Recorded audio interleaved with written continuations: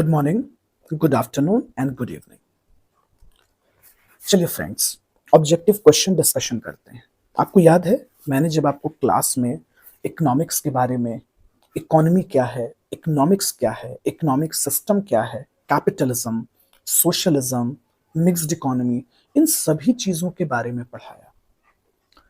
लेकिन हम लोगों ने टॉपिक का डिस्कशन तो किया, लेकिन हम लोगों ने क्वेश्चन, जो ऑब्जेक्टिव क्वेश्चन है, उसको अभी तक नहीं देखा है। तो ऑब्जेक्टिव क्वेश्चन देखना जरूरी है ताकि हमारा बेसिक कॉन्सेप्ट क्लियर हो जाए। तो शुरू करें। आइए क्वेश्चन 1 से शुरू करते हैं। देखिए क्वेश्चन 1 पे क्या कह रहा है। क्वेश्चन 1 में पूछता है इकोनॉमी क्या है। क्या हम इकोनॉमी में ह्यूमन बिहेवियर को स्टडी करते हैं अंडर एडवर्सिटीज? सिर्फ एडवर्स सिचुएशन में ही ह्यूमन बिहेवियर को स्टडी किया जाता है क्या? तो आंसर है नो, ऐसा नहीं है कि हम सिर्फ एडवर्स सिचुएशन में स्टडी करते हैं, ऐसा नहीं है। पॉइंट बी पे कहता है स्टडी ऑफ चॉइस। हाँ, ये तो बात सही है कि स्टडी ऑफ चॉइस है। कंडीशन ऑफ स्कार्सिटी, क्योंकि स्कार्सिटी में ही प्रॉब्लम ऑफ चॉइस पैदा हुआ। आपको याद होगा मैंने जब रॉबिन्स के बारे में बताया आपको, प्रोफेसर ल्यूनन रॉबिन्स के डेफिनेशन के बारे में, तो उन्होंने स्कार्सिटी और प्रॉब्लम ऑफ चॉइस को हाईलाइट किया दुनिया में। तो देखिए ऑप्शन बी में कहता है study of choice under the condition of scarcity of resource and unlimited human wants. यार बी तो एकदम सही लग रहा है, लेकिन आ जाओ एक बार ऑप्शन सी देखते हैं, study of human activities under crisis. नहीं, हमको नहीं लगता है कि सिर्फ हम क्राइसिस में ह्यूमन एक्टिविटीज को स्टडी करते हैं। तो ऑप्शन सी भी गलत है, ऑप्शन ए भी गलत है। तो फिर भैया राइट आंसर क्या है? Right answer option B. Option B is the right answer. Okay, तो इकोनॉमी क्या है? Economy is a study of human behaviour. कैसा ह्यूमन बिहेवियर? जहां हम प्रॉब्लम ऑफ चॉइस को स्टडी करते हैं, और वो प्रॉब्लम ऑफ चॉइस स्कार्सिटी के कारण क्रिएट होती है। अब प्रॉब्लम ऑफ चॉइस इसलिए आया स्कार्सिटी, क्योंकि वांट्स क्या है? अनलिमिटेड है। तो राइट आंसर हो जाएगा हमारा ऑप्शन बी। ओके, देखो अगर आप ऐसा सोचते हो ना कि ऑब्जेक्टिव में एकदम कट टू कट कोई सवाल आपसे पूछ देगा, तो ऐसा नहीं है, सबको समझना पड़ेगा। आप याद करो मैंने क्लास में आपको बताया था इकोनॉमी के बारे में कि इकोनॉमी क्या है। तो इकोनॉमी क्या है भैया? Sum total of economic activity. Economic activity का एक जोड़ है। तो जाहिर सी बात है इकोनॉमिक एक्टिविटी में हम प्रोडक्शन कर रहे हैं, लिमिटेड रिसोर्स के अंदर रहकर प्रोडक्शन कर रहे हैं, वांट्स को पूरा करने की कोशिश कर रहे हैं, प्रॉब्लम ऑफ चॉइस को सफर करते हुए काम कर रहे हैं। तो इकोनॉमी सभी कैरेक्टर को लेकर चलता है, इसीलिए ऑप्शन बी राइट आंसर होगा। आइए क्वेश्चन 2 पर आते हैं। देखिए क्वेश्चन 2 में क्या कहता है।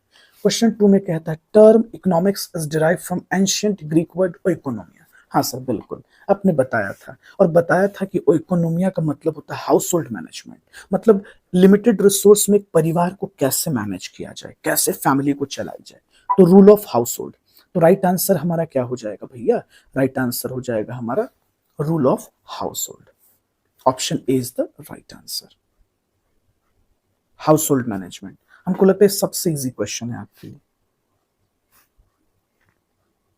क्वेश्चन 3 पे आते हैं। Dash is known as father of economics. ये बच्चे बच्चे को आता है, बुतरू बुतरू जानता है दोस्त। हर एक बुतरू जो इकोनॉमिक्स पढ़ता है ना, वो जानता है एडम स्मिथ। चलिए नेक्स्ट क्वेश्चन पे मूव करते हैं। तो देखिए अब इंट्रोडक्शन चैप्टर से हम लोग क्वेश्चन पढ़ेंगे, लेकिन ये क्वेश्चन जो होगा वो पॉजिटिव और नॉर्मेटिव इकोनॉमिक्स के रेफरेंस में होगा, क्योंकि मैंने आपको पढ़ाया था कि इकोनॉमिक्स एक साइंस है, याद होगा आपको। Not exact science but it satisfy the character of science. ये साइंस के चरित्र को फुलफिल करता है। लेकिन मैंने साथ में आपको ये भी बताया था कि अगर इकोनॉमिक्स साइंस है तो ये पॉजिटिव और नॉर्मेटिव दोनों कैरेक्टर को पूरा करता है। आ जाओ, पॉजिटिव इकोनॉमिक थ्योरी किस चीज से डील करता है? आपको याद है मैंने आपको बताया था कि जो पॉजिटिव इकोनॉमिक्स से वो डील करता है व्हाट इज करंट हालात क्या हैं, करंट सिचुएशन क्या है, इस प्रॉब्लम को हम कैसे ठीक कर सकते हैं। तो positive economic theory deals with what is, how the economic problem facing the society are solved. कैसे सॉल्व होगा, कैसे सॉल्व करना चाहिए, हम ये नहीं पढ़ते हैं, कैसे सॉल्व होगा। पॉजिटिव इकोनॉमिक्स चाहिए पर बात नहीं करता है कि कैसे होना चाहिए। पॉजिटिव इकोनॉमिक्स बात करता है कैसे सॉल्व होगा, प्रॉब्लम क्यों है। अभी क्या प्रॉब्लम है, ये हमेशा कॉज एंड इफेक्ट रिलेशनशिप को स्टडी करता है। इसीलिए राइट आंसर जो है वो ये है कि what is. Positive economics deal करता है व्हाट इज, क्या है प्रॉब्लम, कैसे सॉल्व होना चाहिए, सोसाइटी किस प्रॉब्लम को सॉल्व कर रही है। तो राइट आंसर इज ए। देखिए ऑप्शन बी में कहता है how the problem should be solve. आपको नहीं लग रहा है एक सजेशन दी जा रही है, व्हाट टू प्रोड्यूस, ये प्रोड्यूस करना चाहिए, इवेंट कब बनाना चाहिए। अरे भैया चाहिए वाहिए पे बात नहीं है, यहाँ करंट हालात को स्टडी करनी है। चलिए पॉजिटिव स्टेटमेंट, क्वेश्चन 5 पर आइएगा। पॉजिटिव स्टेटमेंट, पॉजिटिव स्टेटमेंट क्या है भैया? No value judgement. Option A कहता है पब्लिक ओपिनियन को ही पॉजिटिव स्टेटमेंट कहते हैं। देखिए ऑप्शन सी में क्या कह रहा है। ऑप्शन सी में कहता है statement of facts. None of the above. अब देखो भैया इस चार ऑप्शन में सबसे ज्यादा तो सही है कि, एक बार फिर से देखते हैं क्या बोलता है। No value judgement, positive economics में वैल्यू जजमेंट नहीं देते। पब्लिक ओपिनियन, अब भैया पब्लिक ओपिनियन तो कैसा भी हो सकता है पब्लिक ओपिनियन में सजेशन दिया जा रहा हो, ये भी तो हो सकता है ना। लेकिन आप देखना ऑप्शन डी मेरे को सबसे ज्यादा सही लग रहा है क्योंकि स्टेटमेंट ऑफ फैक्ट्स है। हम इसमें सीधे फैक्ट्स पर बात करते हैं कि भैया ये प्रॉब्लम है। जैसे देखो आप एक एग्जांपल समझो, एक आदमी बाइक चला रहा था, एक्सीडेंट हो गया। अब कुछ लोग कह रहे हैं यार इसको ऐसे नहीं चलाना चाहिए था, ये अगर इस साइड से घूम जाता ना तो टक्कर नहीं लगती। अरे भाई समझो, आप तो सजेशन दे रहे हो कि ऐसे करता तो वैसा नहीं होता, ये करता तो वो नहीं होता, एक्सीडेंट हो गई। अब मैटर यहां ये है कि फैक्ट्स को समझना है। अब फैक्ट ये है, हाल सच्चाई ये है कि एक्सीडेंट हो गया, अब इस प्रॉब्लम को सॉल्व करो, सिंपल सी बात है। तो पॉजिटिव स्टेटमेंट हमें हमेशा फैक्ट्स को स्टडी करता है, जो फैक्ट है जो सही है उसी को स्टडी करता है। तो राइट ऑप्शन सी होगा। आ जाओ क्वेश्चन नंबर 6 पर आते हैं। देखो 6 पे क्या कह रहा है। 6 में कह रहा है विच ऑफ दीज इज या और पॉजिटिव स्टेटमेंट। अब इसमें से पॉजिटिव स्टेटमेंट कौन है, चलो हम लोग खोजते हैं। Export of onion out to be banned. लो यहां तो सजेशन दिया जा रहा है, हमको नहीं लगता है ए पॉजिटिव स्टेटमेंट है। आप सोच कर देखिए ना, क्वेश्चन नंबर 6 में ये पॉजिटिव स्टेटमेंट कैसे हो सकता है भैया? यहां तो ओपिनियन रखी जा रही है, यहां जो है एक सजेशन दिया जा रहा है, आउट टू बी कहा जा रहा है कि भैया एक्सपोर्ट बैंड होना चाहिए, प्याज का एक्सपोर्ट नहीं होना चाहिए। आपको नहीं लग रहा है कि ये सजेशन है? और सजेशन कभी पॉजिटिव इकोनॉमिक्स हो सकता है क्या? नहीं। फिर देखिए क्या बोलता है ऑप्शन बी में, forwarding the trade in commodity out to be banned. लो यहां भी सजेशन दिया जा रहा है, आउट टू बी नहीं होना चाहिए, है ना, या होना चाहिए, बैंड होना चाहिए, सजेशन दिया जा रहा है भैया। पॉजिटिव स्टेटमेंट में सजेशन नहीं दिया जाता है। अब ऑप्शन ए और बी कट गया तो जाहिर सी बात है डी भी नहीं हो सकता। लेकिन आप ऑप्शन सी को देखो, export of onion has created the shortage of supply of. हाँ ये एक बात समझ में आई, पॉजिटिव स्टेटमेंट है। कैसे? तो देखो यहाँ कॉज और इफेक्ट बताया जा रहा है। कहा जा रहा है कि जब आप एक्सपोर्ट करोगे तो ये शॉर्टेज को क्रिएट कर देगा, मतलब कॉज और इफेक्ट बताया जा रहा है। एक्सपोर्ट हो गया कॉजेस, वजह, और उसका इफेक्ट हो गया शॉर्टेज। तो पॉजिटिव इकोनॉमिक्स ना हमेशा कॉज और इफेक्ट पर बात करता है, हर एक चीज की वजह को रखता है। तो उस हिसाब से राइट आंसर हो जाएगा, चलो राइट आंसर अपना हो जाएगा option C. Option C is the right answer. Okay चलो कंटिन्यू करते हैं अगले क्वेश्चन पे। क्वेश्चन नंबर 7, क्वेश्चन नंबर 7 पहले आप लोग एक बार पढ़ लीजिए खुद से। कहता है which of following statement is positive statement. चलो हम वेट करते हैं, देखते हैं आप क्या बता पाते हैं। ऑप्शन ए में कहता है to check the inflation RBI should restrict the money supply. Sir हमको नहीं लगता है कि ये पॉजिटिव स्टेटमेंट है। आप देखो ना सजेशन दिया जा रहा है, शुड पुट कर दिया गया है, सजेशन दिया जा रहा है ना। ऑप्शन सी में भी देखो सजेशन दिया जा रहा है। ऑप्शन डी में देखो सजेशन दिया जा रहा है। लेकिन आप ऑप्शन बी देखो, government spend 5000 crore annually of public health. यहां एक नॉर्मल स्टेटमेंट दी जा रही है कि सरकार 5,000 करोड़ पब्लिक के स्वास्थ्य पे खर्च कर रही है, पॉजिटिव स्टेटमेंट है। तो option B is the positive statement, ये पॉजिटिव स्टेटमेंट हो गया हमारा। ओके, तो ये पॉजिटिव स्टेटमेंट है, जबकि ऑप्शन ए, ऑप्शन सी और डी नॉर्मेटिव स्टेटमेंट है। देखिए क्वेश्चन नंबर 7 कंप्लीट हो गया। अब हम लोग आते हैं क्वेश्चन नंबर 8 पर। देखिए क्वेश्चन नंबर 8 में कहता है 25 पॉइंट्स रिडक्शन इन सीआरआर। अच्छा, सीआरआर आप समझते हैं, कैश रिजर्व रेशियो। महंगाई और मंदी को कंट्रोल करने के लिए एक मॉनेटरी पॉलिसी यूज होती है, जिसको आपने 12th क्लास में पढ़ा होगा या इकोनॉमिक्स में पढ़ा होगा, सीआरआर, कैश रिजर्व रेशियो। अब चीज देखिए, जब गवर्नमेंट मनी सप्लाई को इंक्रीज करने के लिए सीआरआर को रिड्यूस करती है, तो ये स्टेटमेंट सब्जेक्टिव स्टेटमेंट है, नेगेटिव स्टेटमेंट है, पॉजिटिव स्टेटमेंट है या नॉर्मेटिव स्टेटमेंट है? बताओ आप। अरे जाहिर सी बात है, यहाँ कॉज और इफेक्ट बताया जा रहा है। आप सोचकर देखिए एक बार कि जैसे ही भैया आप सीआरआर को रिड्यूस करेंगे, आप कैश रिजर्व रेशियो का रेशियो कम करेंगे, तो मनी सप्लाई बढ़ जाएगा मार्केट में। कॉज और इफेक्ट है ना, यानी कि सीआरआर को घटाने का इफेक्ट ये पड़ेगा कि पैसे का सप्लाई बढ़ जाएगा। तो जाहिर सी बात है, ये स्टेटमेंट पॉजिटिव हुआ कि नहीं हुआ? Right answer is C, positive statement.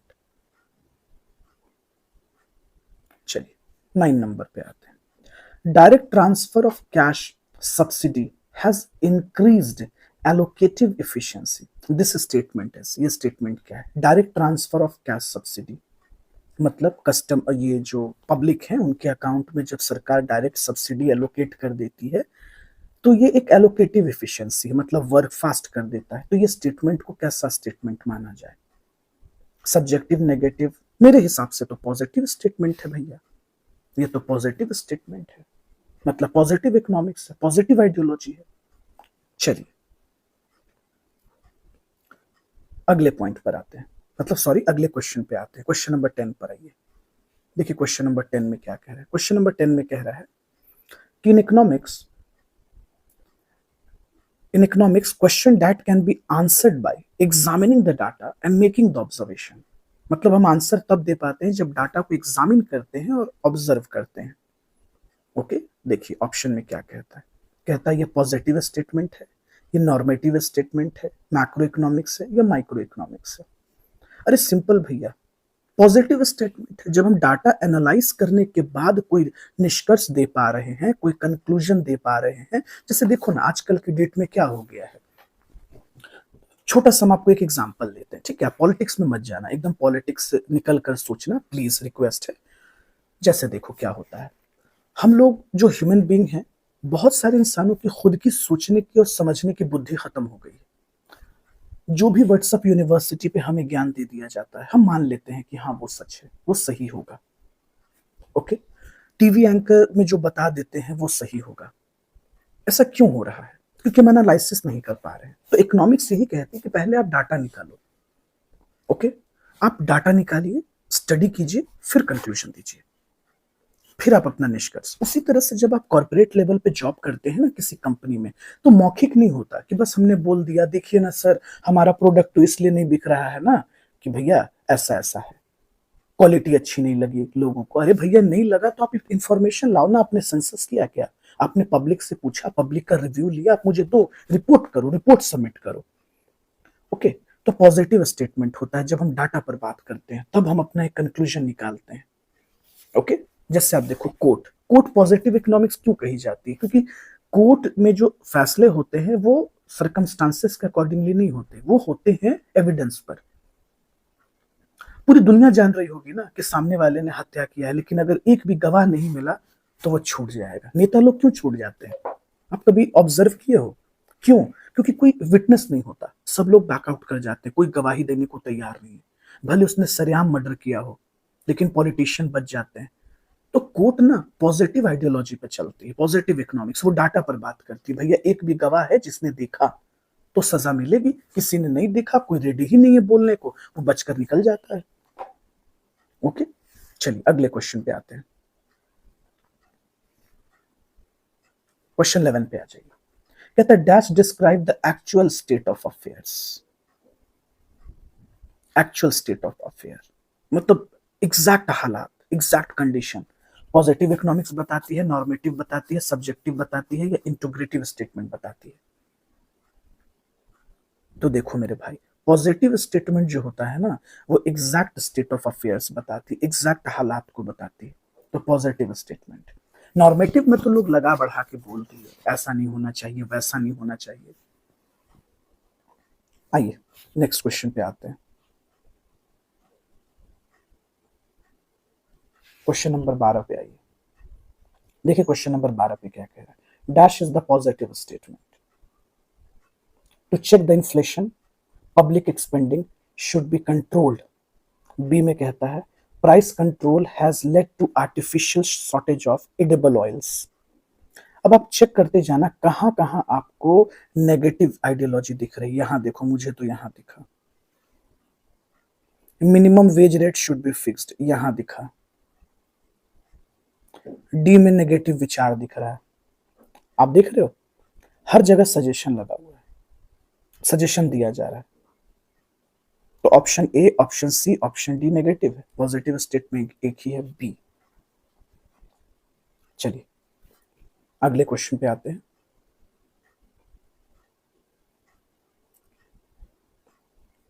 एक क्वेश्चन नंबर 13 में कहता है dash is not a positive statement. इसमें से कौन सी पॉजिटिव स्टेटमेंट नहीं है? Not a positive statement. आप एक बार एक चीज देखो, पॉजिटिव स्टेटमेंट नहीं है मतलब नेगेटिव कौन है? तो भैया शुड, यहां देखो, बिना पढ़े ही क्लियर हो जाएगा। ऑप्शन ए जो है ये नेगेटिव स्टेटमेंट है। तो जाहिर सी बात है, ये पूछ रहा है इसमें से कौन सा पॉजिटिव नहीं है, तो इसका मतलब वो पूछ रहा है नेगेटिव कौन है? ए। ए जो है नेगेटिव है, सिंपल। चलिए बड़ा अच्छा क्वेश्चन है दोस्त, मस्त क्वेश्चन है। Normative theory, normative economic theory deals with. Normative economic theory किस चीज से डील करता है? What is how the economic problem facing the society are solve, या how the problem should be solve. तो भैया प्रॉब्लम कैसे सॉल्व होना चाहिए, नॉर्मेटिव स्टेटमेंट चाहिए पर बात करता है। ओके, नॉर्मेटिव स्टेटमेंट अपनी नेगेटिव आइडियोलॉजीज को रखता है, ये सजेशन रख रहा है कि कोई भी चीजें कैसी होनी चाहिए। यानी option B is the right answer for normative economic theories. चलिए क्वेश्चन नंबर 15 पर आते हैं। क्वेश्चन नंबर 15 में क्या कह रहा है? क्वेश्चन नंबर 15 में कह रहा है dash involves the value judgement. Value judgement कहां रखा गया है? नॉर्मेटिव स्टेटमेंट में, पॉजिटिव इकोनॉमिक्स में, पॉलिटिकल इकोनॉमिक्स में, या इकोनॉमिक अलायंस में? चलो फटाफट दिमाग लगाओ आप लोग। भैया आदमी वैल्यू जजमेंट हमेशा नॉर्मेटिव इकोनॉमिक्स में देता है, नॉर्मेटिव स्टेटमेंट में देता है, जहां हम अपना जजमेंट रख रहे होते हैं। जैसे देखो ना, आप कभी नोटिस किए हो सोसाइटी में, मान लो कोई एकदम यंग आदमी है, उसका डेथ हो गया, ठीक है, बहुत लोग बोलने लगते हैं कि अरे ऐसा नहीं होना चाहिए यार, वक्त से पहले चला गया। अरे भाई मेरे, अब तो हो गया ना, वो तो मर गया, घटना हो गई। सवाल ये नहीं है कि ऐसा होना चाहिए कि नहीं, अब सवाल ये है कि उसके फैमिली को कैसे सपोर्ट किया जाए, उसके परिवार को किस चीज की नीड है, उसके बच्चे हैं तो वो पढ़ेंगे कैसे, उनकी जरूरतें कैसे पूरी होंगी, इसको देखना है। तो सोसाइटी ये नहीं देख रहा है कि प्रॉब्लम को कैसे ठीक किया जाए, आर्थिक समस्या से कैसे बाहर निकाला जाए उस परिवार को, बस सजेशन दे रहे हैं। तो नॉर्मेटिव जो होता है ना, नॉर्मेटिव जो इकोनॉमिक्स होती है, जो नॉर्मेटिव आइडियोलॉजी होती है, उसमें लोग अपना वैल्यू जजमेंट रखते हैं, समझे? तो नॉर्मेटिव इकोनॉमिक्स। ओके, चलो आगे चलते हैं।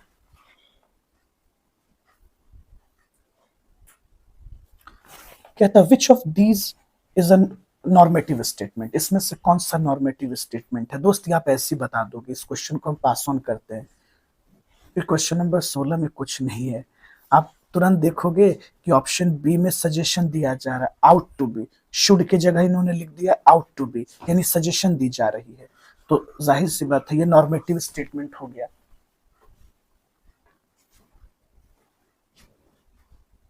चलो आ जाओ, कुछ और अच्छे क्वेश्चंस उठाते हैं यार।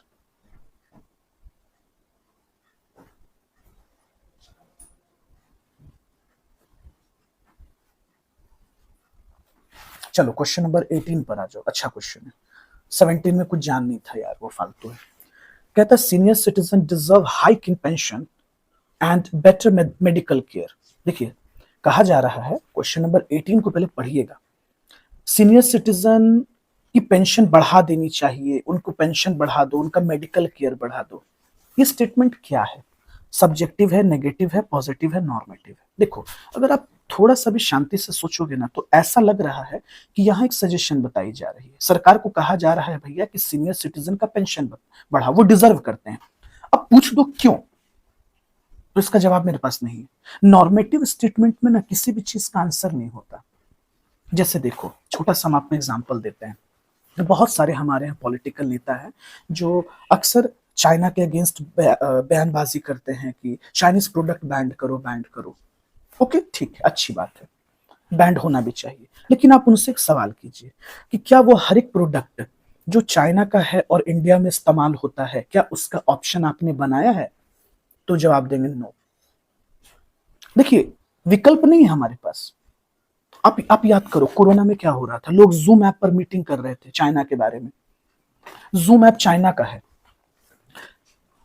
कोरोना में मैंने भी खरीदा था तो चाइनीज कंपनी को पेमेंट करना पड़ता था क्रेडिट कार्ड से।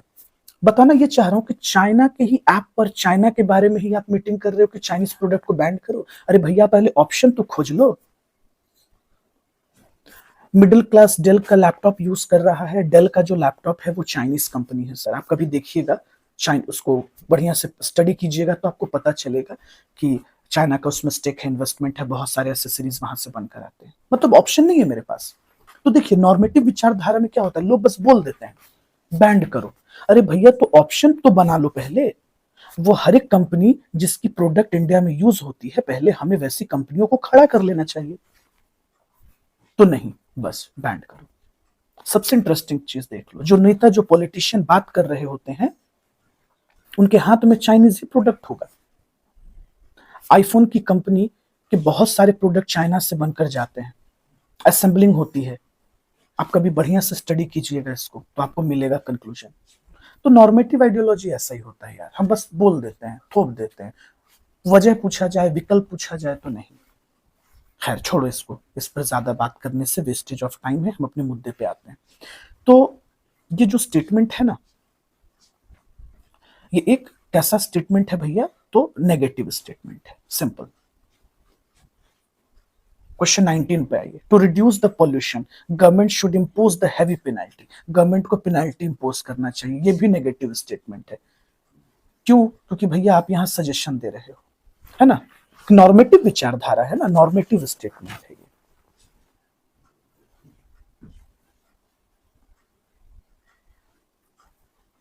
चलिए, कहता है difference between positive and normative approach in economics. Positive और नॉर्मेटिव अप्रोच में क्या डिफरेंस है, इसमें से कौन सा है जो दोनों में डिफरेंस बताता है?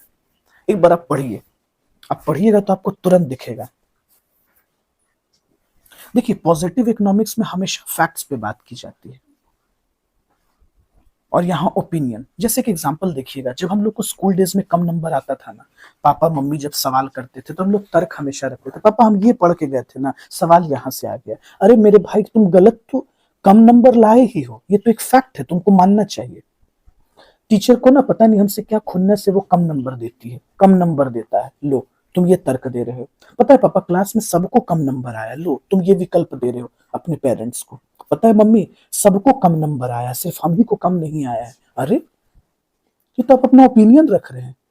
नेगेटिव आइडियोलॉजी, भैया तुमने गलत कम नंबर लाया, तुम में कमी थी, तुमने पढ़ाई ठीक से नहीं किया, तुम इसको एक्सेप्ट करो ना।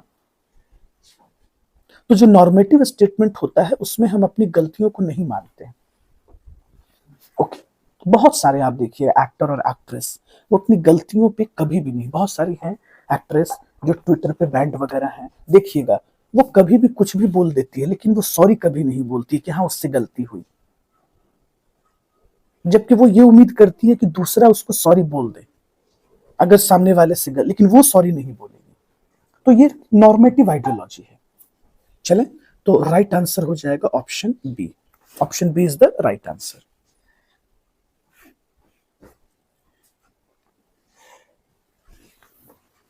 The term micro economics is derive from Greek prefix micro which means, अच्छा माइक्रो का मतलब क्या है? अरे भैया माइक्रो का मतलब सिंपल है, स्मॉल, छोटा, स्मॉल, आप जानते ही। माइक्रो इकोनॉमिक थ्योरी किस चीज से डील करता है, जल्दी बताओ फास्ट। देखिए माइक्रो इकोनॉमिक थ्योरी में हम हमेशा इकोनॉमिक बिहेवियर, इंडिविजुअल के इकोनॉमिक बिहेवियर को स्टडी करते हैं, इंडिविजुअल प्रोड्यूसर के बिहेवियर को स्टडी करते हैं, इंडिविजुअल कंज्यूमर, समझे, हर चीज को इंडिविजुअली स्टडी किया जाता है, producer individual, consumer individual, house hold individual. तो माइक्रो इकोनॉमिक थ्योरीज में हर प्रॉब्लम को छोटे स्तर पे देखा जाता है और समझा जाता है। Question number 23, the study of behaviour of firm, individual market, individual house hold, जल्दी बताओ। अरे यार तुम फट से बता दोगे, माइक्रो इकोनॉमिक्स यार। चले तो आज के लिए इतना ही रखते हैं, क्वेश्चन नंबर 24 को हम लोग नेक्स्ट लेक्चर में कंटिन्यू करेंगे। Okay, thank you everyone.